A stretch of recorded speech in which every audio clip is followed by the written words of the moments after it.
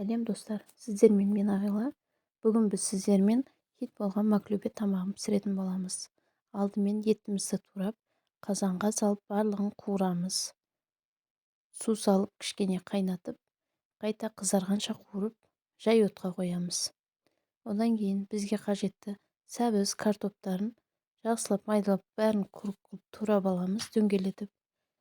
Одан кейін жеке-жеке барлығын қызарғанша майда қуырамыз табаға бөлек. Картоптың да сәбізін де солай қуырып аламыз бөлек-бөлек.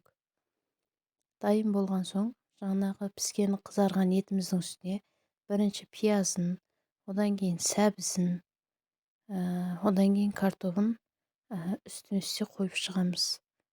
Үстіне дәміне қарай тұз бұрышын саламыз. Оның үстіне күрішімізді жуып, тура палау сияқты қылып, үстіне су құйып, бетпе-бет су құйып, су тартылғанша қайнатамыз. Су тартылған соң, отты пәсейтіп, демге қоямыз. Дайын болған тағамды араластырмай, тура сол қалпында тарелкаға аударамыз. Жан-жағына салат саламыз. Ас болсын.